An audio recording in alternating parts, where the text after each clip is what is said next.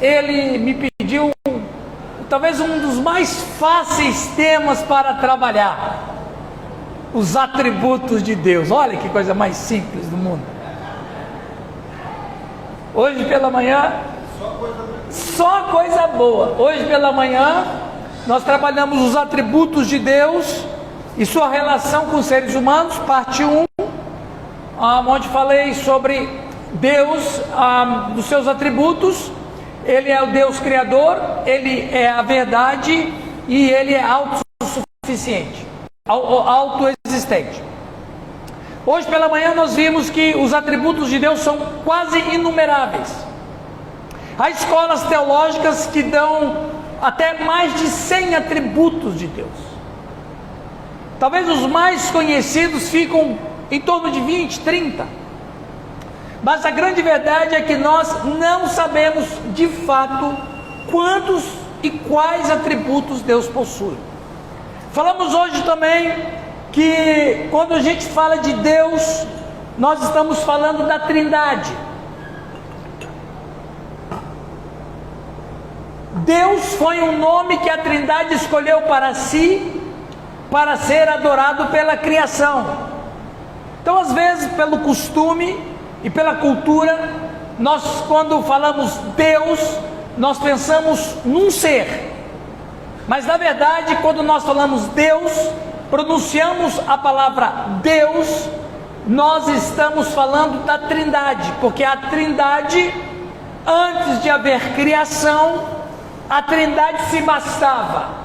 A Trindade vivia em uma eterna festa, que principalmente João Damasceno, no século 7 da nossa era, trabalhou um termo chamado pericorese, e que foi um termo já antes dele, um pouquinho, os capadócios, grandes teólogos, já trabalhavam a pericorese, ou um tempo quando não havia criação, a Trindade vivia em uma eterna festa. Hoje pela manhã eu falei que o texto de Hebreus, inclusive o pastor Giovanni fez referência hoje à noite, quando diz que olhando firmemente para o autor e consumador da fé, Jesus.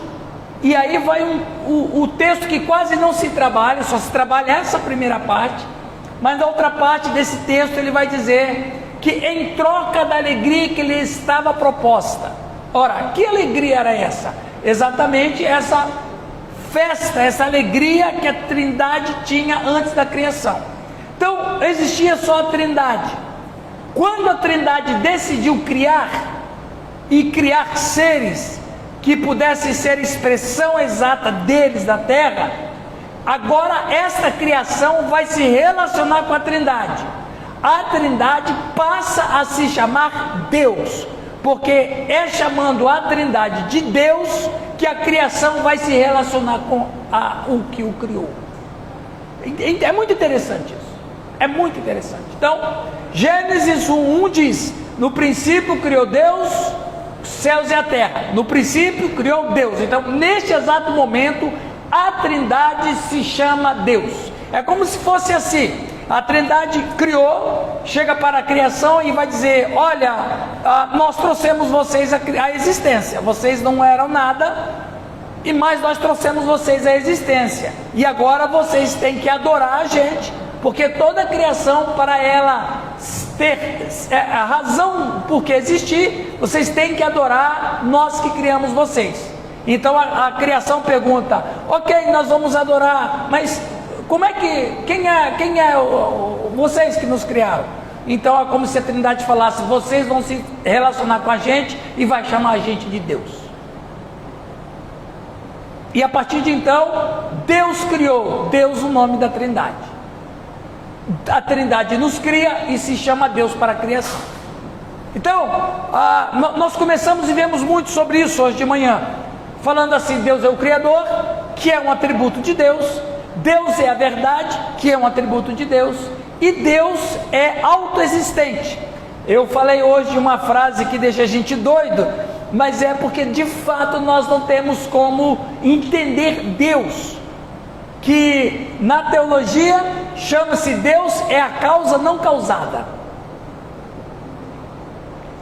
Eu sei que parece lógico, não é? Mas dentro da licença teológica, a gente vai encontrando caminhos.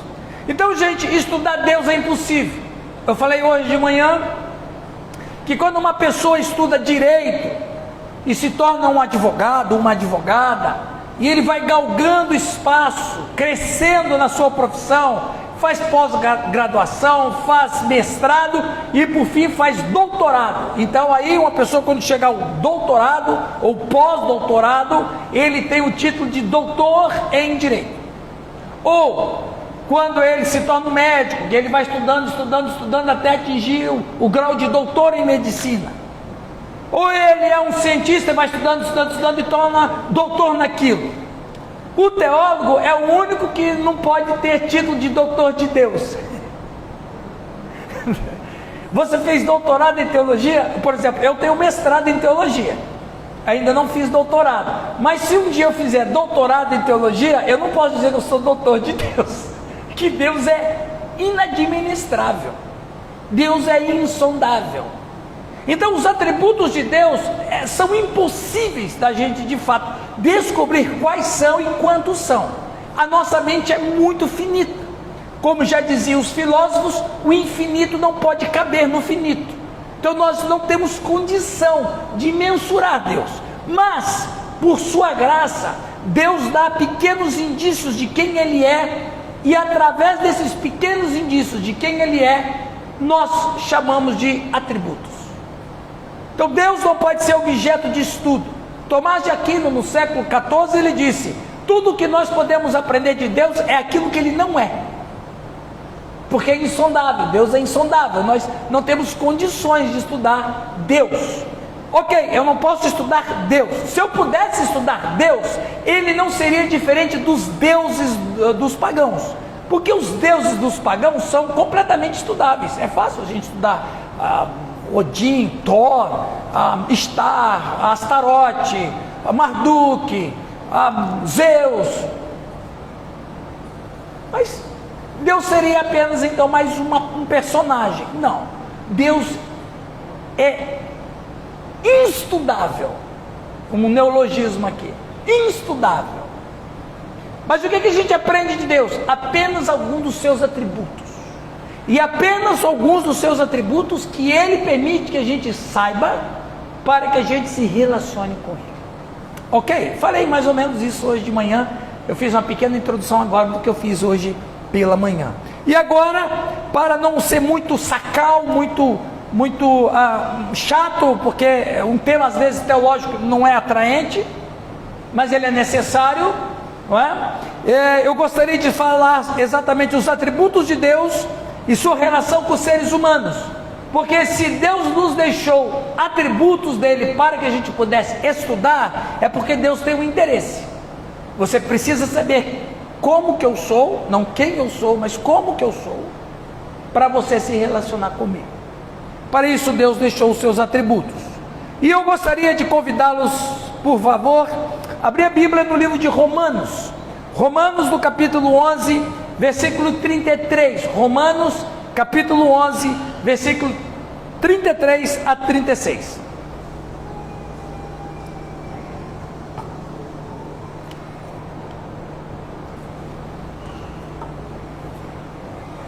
Hoje de manhã eu abri espaço para perguntas, eu não vou abrir agora, tá? Mas foi muito interessante hoje de manhã. Romanos capítulo 11, verso 33 a 36 nos informa o seguinte: diz a palavra de Deus: ó profundidade da riqueza, tanto da sabedoria como do conhecimento de Deus! Quão insondáveis são os seus juízos e quão inescrutáveis os seus caminhos! Quem, pois, conheceu a mente do Senhor? Ou quem foi o seu conselheiro? Ou quem primeiro deu a ele para que lhe venha a ser restituído? Porque dele, por meio dele e para ele são todas as coisas. A ele, pois, a glória eternamente. Amém. Vamos orar. Senhor nosso Deus, obrigado por esta palavra que vem nos orientar, que vem trazer para nós uma luz sobre os seus atributos, dos que podemos conhecer e podemos estudar. nos dê a capacidade mental, Senhor, a capacidade lógica de entender aquilo que nós vamos ouvir nessa noite. Teu Espírito Santo esteja dirigindo nossas mentes e corações na sua palavra, no que vamos tratar. Fala conosco em nome de Jesus. Amém. Muito bem. Feita essa introdução, nós vamos tentar descobrir mais 3 atributos de Deus e como que pode ser relacionado com os seres humanos. Dentro dessa proposta para mim hoje à noite, e se você quiser saber o que eu trouxe hoje de manhã, você pode entrar no Facebook da igreja e lá você vai ter todo o conteúdo do que eu falei hoje pela manhã. Mas agora eu gostaria de compartilhar 3 atributos, e eu considero, pastor Giovanni, esses 3 atributos especialíssimos. Especialíssimos. Porque esses 3 atributos que eu vou trabalhar com vocês nessa noite, são atributos especiais, que Deus nos presenteou. Deus nos deu a capacidade,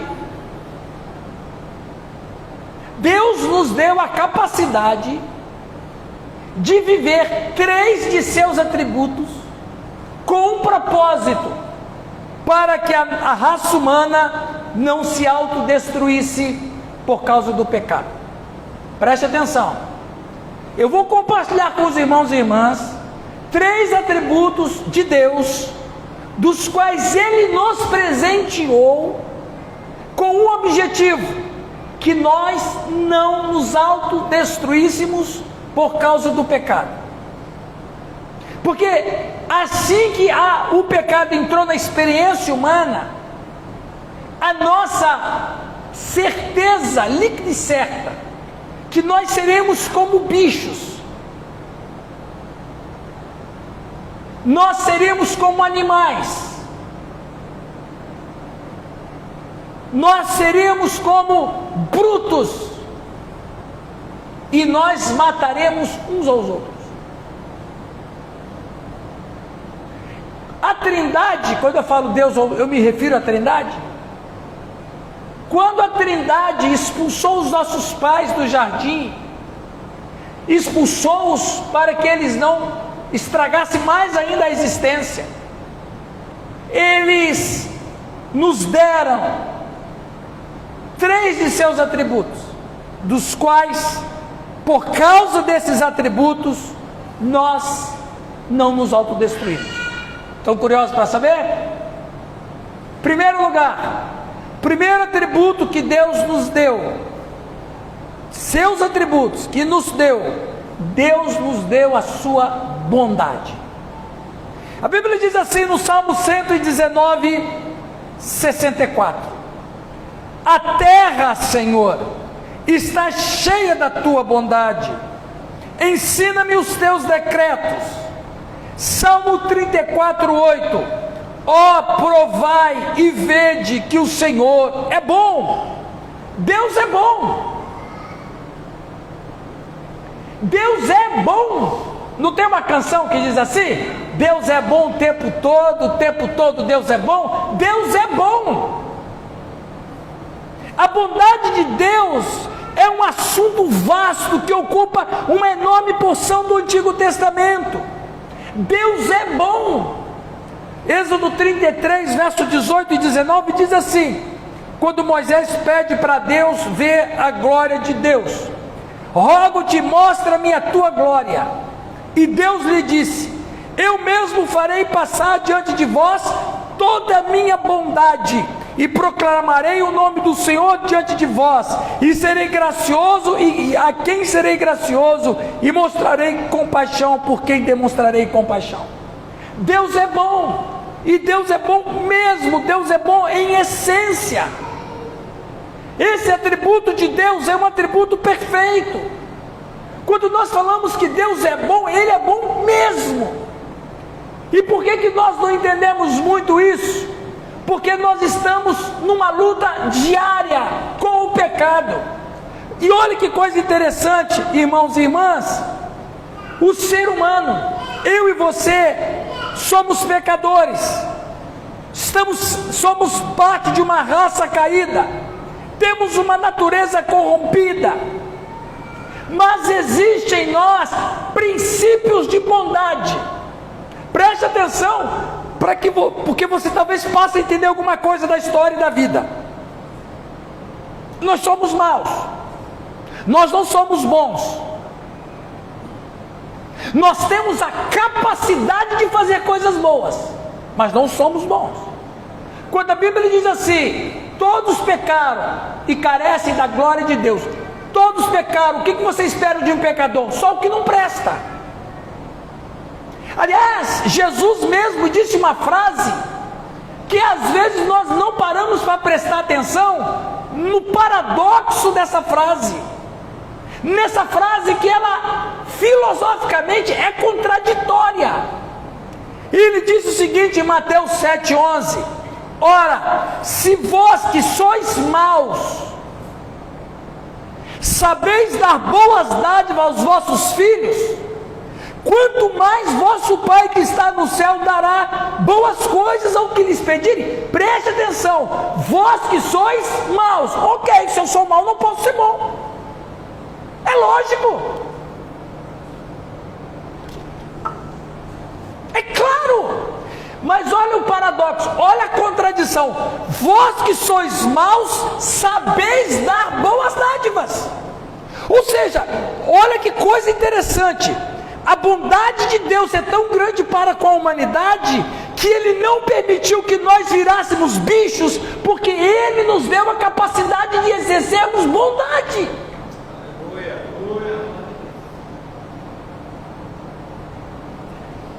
Salmo 27,13: espera o Senhor, sede fortes, e deixai que vosso coração tome coragem. Sim, espere pelo Senhor, Ele é bom. A Bíblia diz assim, em vários textos bíblicos, diz assim, que a terra está cheia da tua bondade.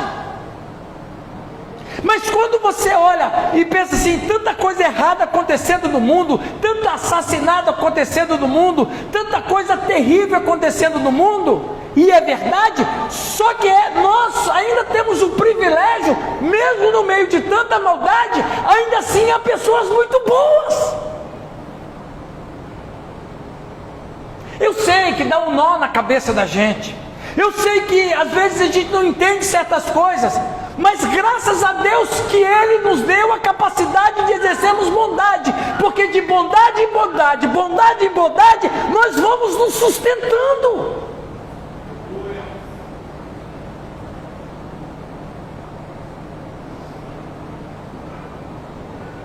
Muitas vezes nós cantamos: Deus é tão bom, Ele é tão bom para mim. Lembra dessa canção? Isso é verdade. E Deus é bom mesmo. Para começar, Deus sabia que o homem se afastaria dele. Ou seja, a nossa queda era uma queda sabida. A nossa queda era uma queda conhecida. Inclusive, eu preguei isso ano passado aqui, ano retrasado aqui. A nossa queda era uma queda sabida. Ou seja, Deus sabia que os nossos pais iriam pecar e iriam sair da graça dele. E Deus, Ele poderia nos destruir.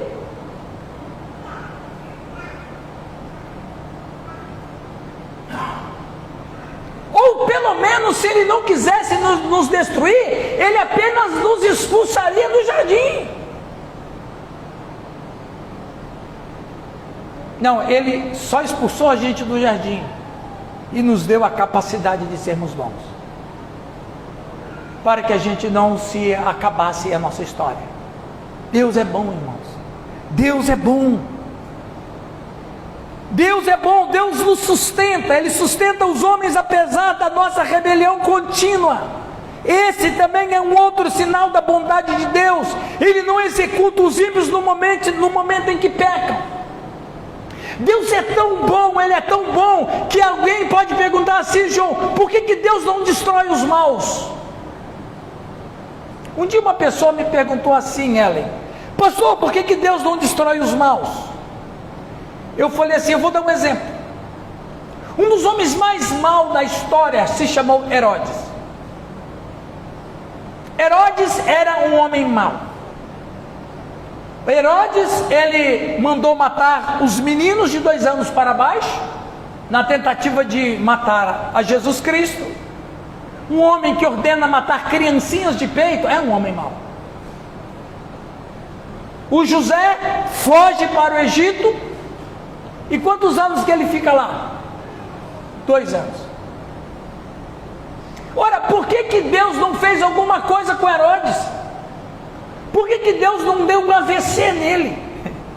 Falando em termos mais modernos. Por que Deus não deu um ataque cardíaco no Herodes? Por que Deus permitiu que o José fizesse aquela ginástica toda, carregar toda aquela parafernália de marceneiro, ir para um país estranho, aprender a língua, fazer a freguesia? O José fez uma ginástica. Um dia eu vou falar só sobre o José aqui. O José fez uma ginástica que você não imagina.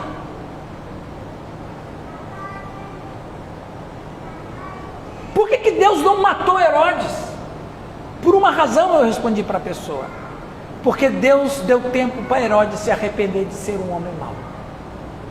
Deus é tão bom que Ele não elimina o mal de primeira. Ele dá tempo e condições para que ele se arrependa. Deus é bom, irmãos.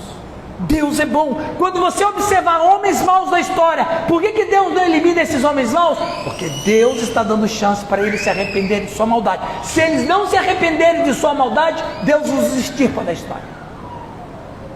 Deus é bom comigo, Deus é bom com você.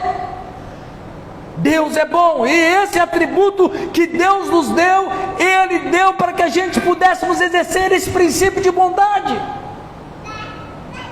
Deus é bom. A Bíblia diz no Salmo 23, verso 6: bondade e misericórdia certamente me seguirão todos os dias da minha vida, e habitarei na casa do Senhor para todo sempre. Salmo 68, 10: aí habitou o teu povo em tua bondade, ó Deus, fazendo provisão para os necessitados. Efésios 2:7: Deus fez isso para mostrar nos tempos vindouros a suprema riqueza da sua graça em bondade para conosco em Cristo Jesus. Deus é bom. E Ele nos emprestou a capacidade de sermos bons, para que a gente não se autodestruíssemos. Porque como é bom a gente receber um ato de bondade. Como é bom você estender a mão para uma pessoa que precisa de ajuda. Como é bom quando uma pessoa está absolutamente sem saber o que fazer na sua vida, e alguém chega lá para ajudá-lo. Quantas vezes pessoas não têm o que comer na sua casa, como o pastor Giovanni falou aqui, dessa ajuda ao ministério do pastor Cid, que eu conheço. Eu estive lá pregando para um grupo de pessoas que estão tentando se livrar do vício maldito das drogas. E quando ele está lá lutando com aquelas pobres almas, chega uma pessoa com cesta básica, com roupa, com remédio, com dinheiro, com recursos, atos de bondade. Se Deus não emprestasse a sua bondade, a gente não faria isso.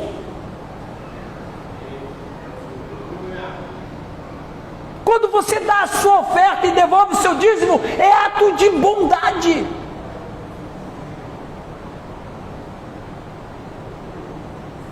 Deus é bom, e Deus nos ensina a sermos bons. Não podemos ser bons como Ele é, porque a bondade de Deus é perfeita. A nossa bondade, na verdade, a bondade na gente é um corpo estranho, porque a nossa índole é sempre má. Ou seja, se um ser mau tem ações boas, tem uma coisa estranha dentro desse ser. A filosofia não consegue explicar isso, mas a teologia consegue explicar. Como que explica? Deus nos emprestou a pecadores maus a condição de sermos bons. Essa contradição da história é a coisa mais fantástica que existe. Ou Ele faz isso, ou nós vamos virar bichos. Deus é bom. Deus é bom. Segundo lugar, o segundo atributo de Deus que Ele nos empresta é a sua justiça. A sua justiça. Salmo de número 11. Deus está falando com você? Salmo de número 11, versículo 7 nos informa o seguinte. Salmo 11, 7 diz assim: porque o Senhor é justo, Ele ama a justiça, os retos lhe contemplarão a face. Deus é justo, Ele ama a justiça. O que é justiça? Justiça é o tratamento justo e imparcial de Deus com todas as pessoas. A justiça de Deus é correlato com a sua santidade ou a sua excelência moral. Uma vez que Deus é eternamente perfeito, Ele é completamente imparcial em seus julgamentos e trata as suas criaturas com equidade. A justiça é a santidade de Deus em ação. O Gênesis 18, 25, o Abraão conversando com Deus, quando Deus disse que iria destruir Sodoma e Gomorra por causa da sua justiça, Abraão disse: não fará bem o juiz de toda a terra?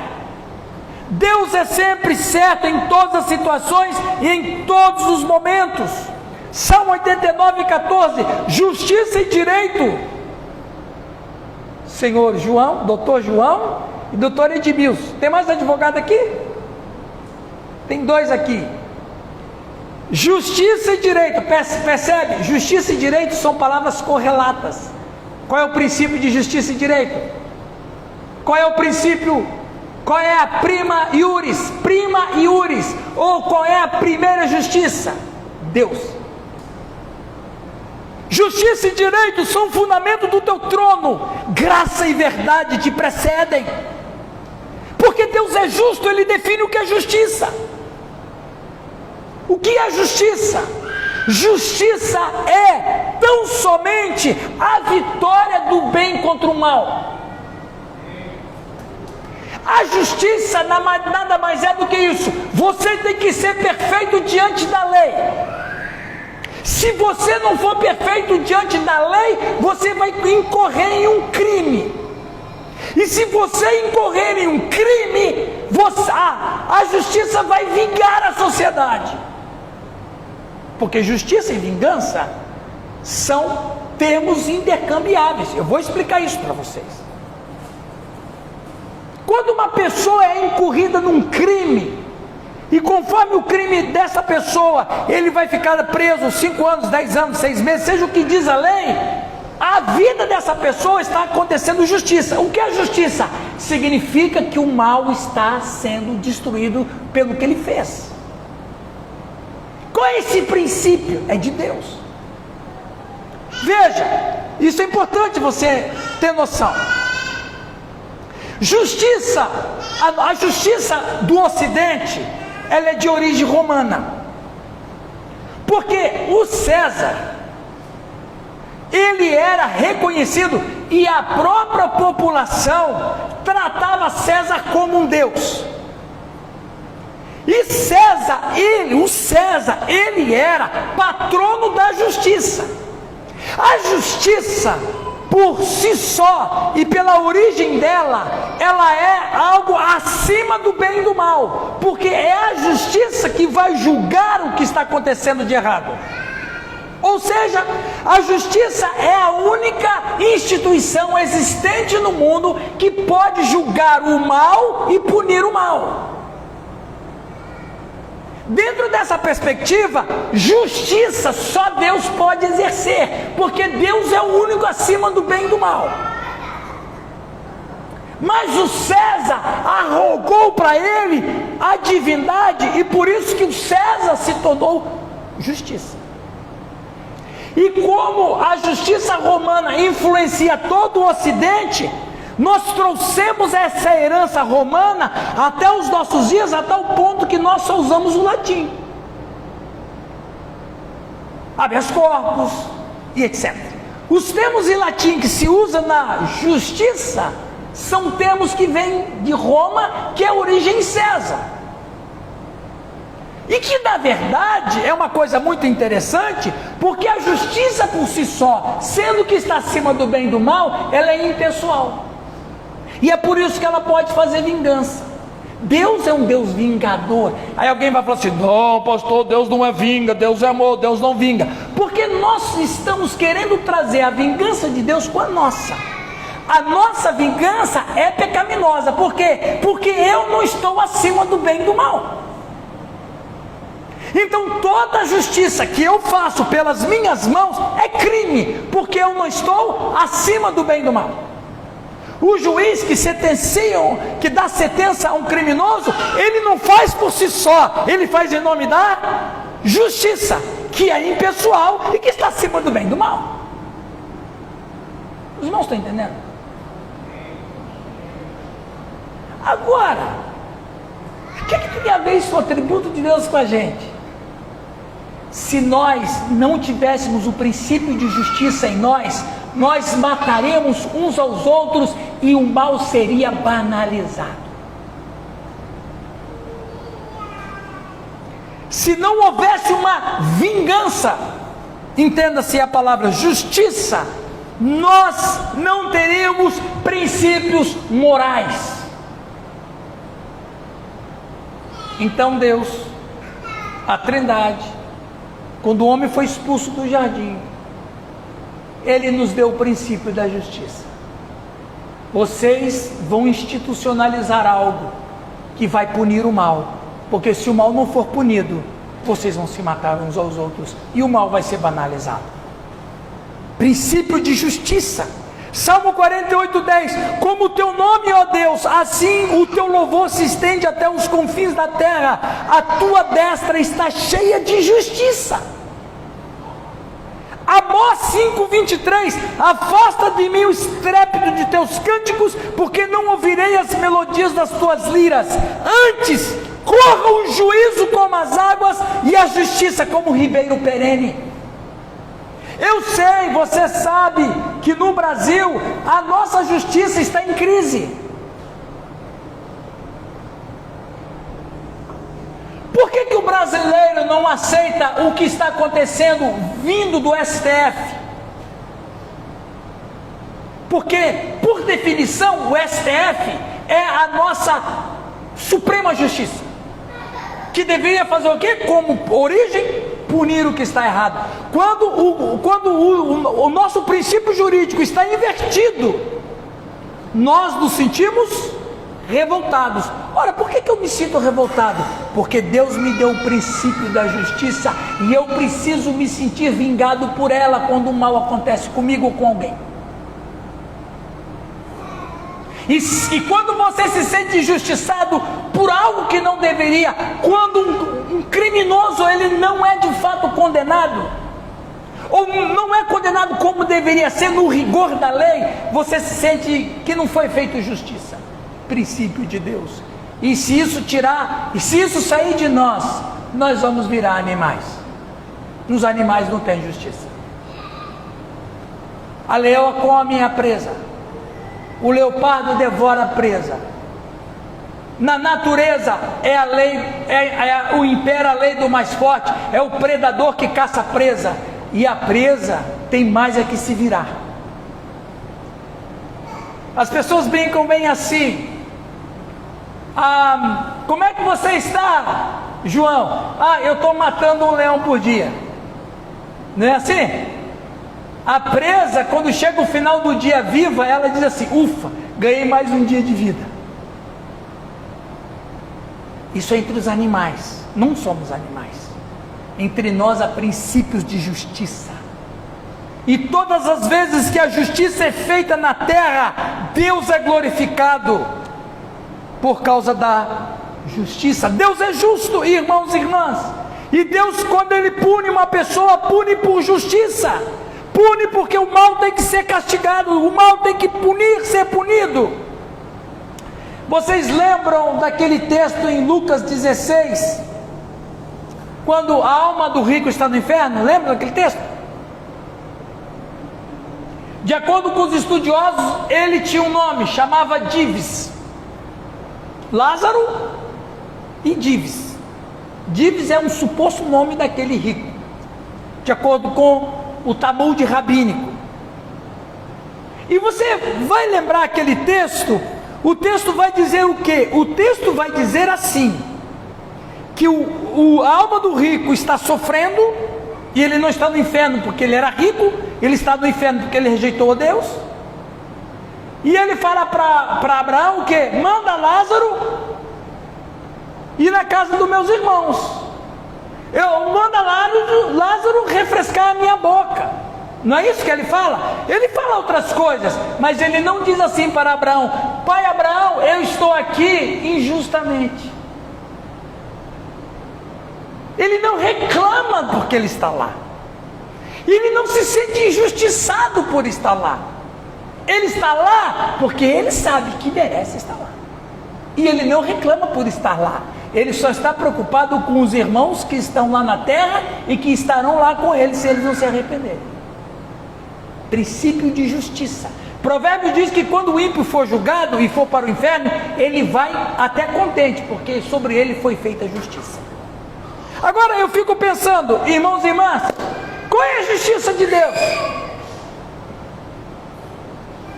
A justiça de Deus é que alguém tem que morrer. Lembra? Justiça é quando é o mal que é punido pelo bem. É quando o errado é punido pela santidade. Somos pecadores, não somos? Sim ou não? A Bíblia vai dizer que nós transgredimos a lei. Logo nós somos o quê? Criminosos. Por que nós temos a chance de não sermos condenados? Porque Jesus Cristo foi a nossa justiça. Alguém tem que morrer. Porque na nossa lei brasileira, se a pessoa cometeu um crime e ofendeu a justiça, logo ele tem que ser penalizado na cadeia. Diante de Deus não tem cadeia. Diante de Deus é a morte. Alguém tem que morrer. Mas Jesus Cristo morreu por nós. Jesus Cristo fez justiça em nosso lugar. A Bíblia diz em Romanos 8:1: agora pois já nenhuma condenação há para os que estão em Cristo Jesus, porque a lei do Espírito de vida em Cristo Jesus te livrou da lei do pecado e da morte, ou seja, te livrou da justiça de Deus. Para o todo ser humano? Não. Apenas para aqueles que entregarem a vida a Jesus Cristo. Deus emprestou a sua justiça para que nós não vivêssemos como animais. Em terceiro e último lugar, para o conforto dos irmãos. Quando o pastor prega, ele fala em último lugar, dá um alívio, não dá? Finalmente, Deus, obrigado. O Senhor ouviu as minhas orações, o Senhor é fiel mesmo. Muito bem, irmãos, em último lugar, o terceiro atributo que Deus nos emprestou. Primeiro, Ele nos emprestou a sua bondade. Segundo, Ele nos emprestou a sua justiça. Em terceiro e último lugar, Ele nos emprestou o seu amor. 1 João 4,7: aquele que não ama não conhece a Deus, porque Deus é amor. Deus é amor. Ele não tem como não amar. Por isso que nós não entendemos o amor de Deus, porque na verdade eu não sou o amor, eu sou o pecador. Mas porque Deus me emprestou a capacidade de amar, eu posso fazer um exercício para amar, e eu amo. Mas por isso que o nosso amor é seletivo. A gente escolhe uns para amar, outros para amar menos, outros apenas para gostar e outros para desprezar. Por que o nosso amor é assim? Porque eu não sou amor.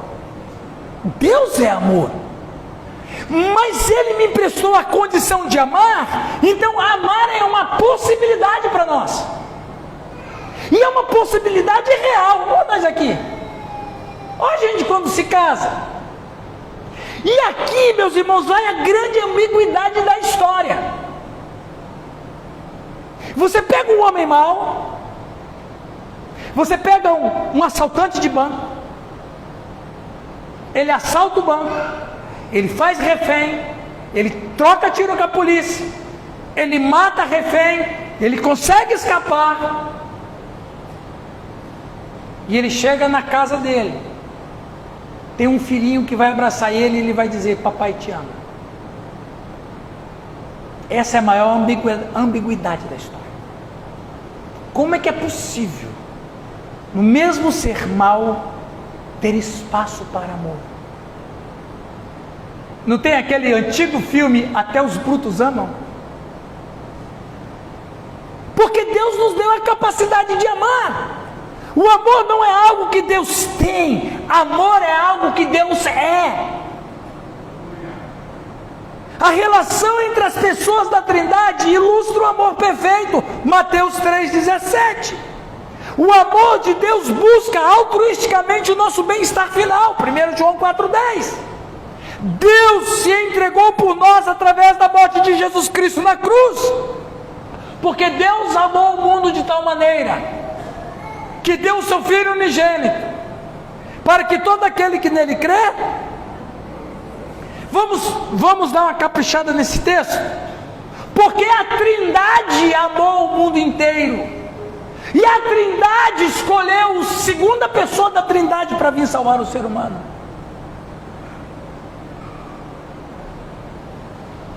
Deus é amor, a Trindade é amor. Aqui está uma das provas lógicas que Tomás de Aquino fez no século XIV, provando que Deus é uma entidade familiar.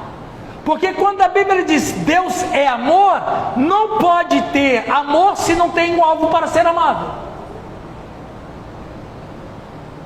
Ora, se Deus é desde a eternidade passada, antes que houvesse criação, e Ele sempre foi amor, isso significa que Deus não é uma pessoa só. Deus tem que ter outras pessoas nesta entidade.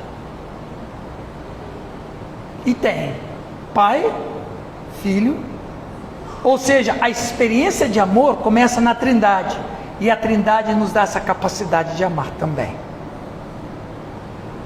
Um dos mais conhecidos atributos de Deus é o amor. Não é que Deus ama, Ele é amor, Ele não tem como amar, Ele não tem como dizer não vou amar você. Ele ama porque Ele é amor. Veja bem, voltando ao Éden, quando Deus ordenou aos nossos pais: não comais da árvore do conhecimento do bem e do mal, quando a Trindade, quando Deus procura Adão, perguntando onde está, Deus não procurou Adão para matá-lo, Deus procurou Adão para amá-lo e para anunciar perdão. É como se Deus falasse assim, pastor Giovanni: Adão no caso marido e mulher, eu deveria destruir vocês agora.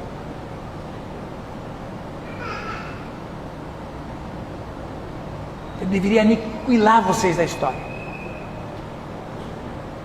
porque vocês se tornaram rebeldes e pecaram, e vocês têm que morrer. Eu disse que morreria, mas nós decidimos outra coisa. Um animal vai morrer no lugar de vocês, porque daqui a alguns milênios, um de nós vai visitar esse mundo e vai fazer a morte perfeita.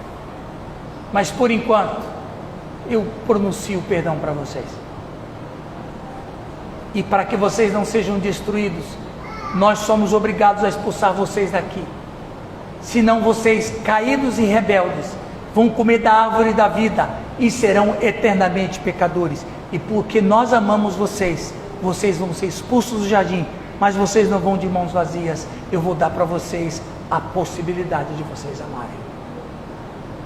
Deus é amor e nos emprestou a possibilidade de amar. Amém, meus irmãos? 1 João 3,16 nos informa: é assim que sabemos que Deus é amor, Jesus Cristo deu a sua vida por nós. O amor de Deus não se baseia no mérito humano, Mas o amor de Deus se baseia no próprio Deus. O amor é a força maior que existe no universo. Como é possível dois seres caídos, maus em si mesmo, na própria natureza, e ainda assim acharem espaço dentro de seu ser para amar? Jeremias 31:3: de longe se me deixou ver o Senhor, dizendo, com amor eterno eu te amei, por isso com benignidade eu te atraí. Quando a gente fala de amor de Deus no Antigo Testamento, nós estamos tão acostumados, tão familiarizados com isso, que a gente não tem, nem sempre se dá conta que os deuses pagãos jamais amavam seus adoradores. Tem um versículo que o pessoal recita muito, Salmo 33:12: feliz é a nação. Por quê? Porque o único Deus que ama o seu povo e seus adoradores é o Deus de Israel. Os outros deuses não estão nem aí. Preste atenção. Às vezes as pessoas falam bem assim: não, mas no islamismo Alá é o Deus da Bíblia. Não é. Não é. Alá só existe no Alcorão. Porque no Alcorão, Alá não ama seus adoradores. No Alcorão, Alá só recebe adoração e louvor. Não adianta nenhum Islã orar para Alá, Alá não vai ouvir, porque ele só recebe adoração. Escutei a história de um missionário. Os islãs chamam Jesus de Nissa. Nissa é uma palavra usada para Jesus Cristo no mundo islâmico. E um dos chefes do Islã de uma região chegou para um casal e disse: eu vou me casar com a sua filha. Só que a filha dele tinha 8 anos de idade. Só que como Maomé teve uma esposa com 8 anos de idade, então eles estabeleceram que se Maomé casou com uma menina de 8 anos de idade, qualquer homem pode casar com uma menina de 8 anos de idade. Agora os pais vão dizer para o chefe daquela região: não, você não vai casar, minha filha é uma criança. Você acha que eles iam dizer isso? Não. E o cara marcou a data do casamento. O casal desesperado falou: o que nós vamos fazer agora? Orar para Alá não adianta. Alá só recebe adoração. Alá não vai nos ajudar. Aí a mulher disse: você sabe que os cristãos dizem que Nissa é Deus e Nissa escuta a oração. Então vamos orar para Nissa, para ele nos livrar disso. E eles falaram: vamos. Aí, como um bom religioso islã, eles se ajoelharam e começaram a orar.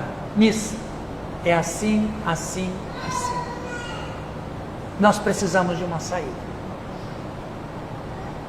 E Jesus Cristo apareceu para eles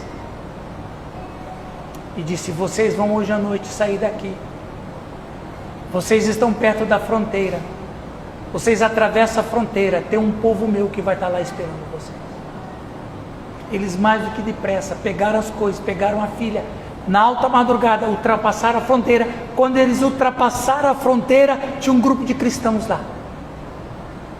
Quando eles chegaram e foram falar alguma coisa, os cristãos falaram: não precisa dizer nada, Jesus já nos disse que vocês iriam estar aqui.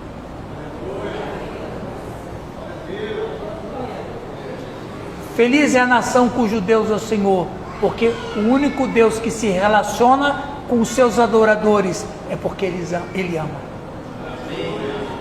Os outros deuses não amam. Astarote não ama, Estar não ama, Marduk não ama, Osíris não ama, Ra não ama. Esses deuses na configuração pagã só existem para serem adorados, não para resolver problema de ninguém.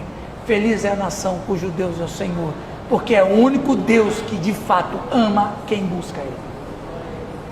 Para concluir, amém, irmãos? Chega, né? 1 hora falando, tá bom demais.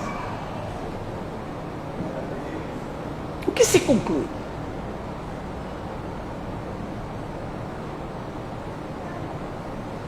Eu quero terminar. Você deve estar pensando assim: puxa vida, se Deus nos emprestou sua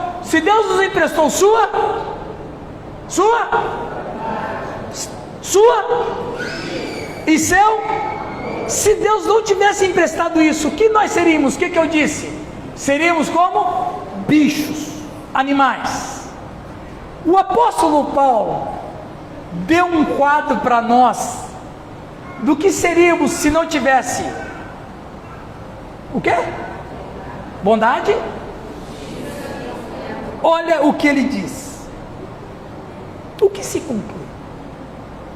Temos nós qualquer vantagem? Não, de forma nenhuma, pois já temos demonstrado que todos, tanto judeus como gregos, estão debaixo de pecado. Ora, o que você espera de um pecador? Só desgraça. Como está escrito: não há justo, nem sequer um, não há quem entenda, não há quem busque a Deus. Ora, como que uma sociedade vai se sustentar onde há pessoas que não se entendem? Como que uma sociedade vai se sustentar quando não busquem a Deus? Ele continua: todos se extraviaram, a uma se fizeram inúteis. Como que uma sociedade vai se sustentar, Lari, se só tem gente inútil, gente que não presta? Não há quem faça o bem. Como que uma sociedade vai se sustentar se não há uma pessoa que faça coisa boa ou tenha bondade? Não há nenhum sequer. A garganta deles é sepulcro aberto, com a língua urdem engano, veneno de víbora está nos seus lábios. Como que uma sociedade vai se sustentar se ela vive urdindo engano e com veneno de víbora? O que faz o veneno de víbora? Mata. A boca deles tem cheia de maldição e de amargura, seus pés são velozes para derramar sangue. Como uma sociedade vai viver sendo sanguinária e assassina? Nos seus caminhos há destruição e miséria, desconhece o caminho da paz, não há temor diante de Deus, diante de seus olhos. Esta é uma sociedade, se Deus não nos emprestasse bondade, justiça e amor. Um filósofo estava dando uma palestra na USP em São Paulo, um filósofo francês. Filósofo francês, sinônimo de ateísmo.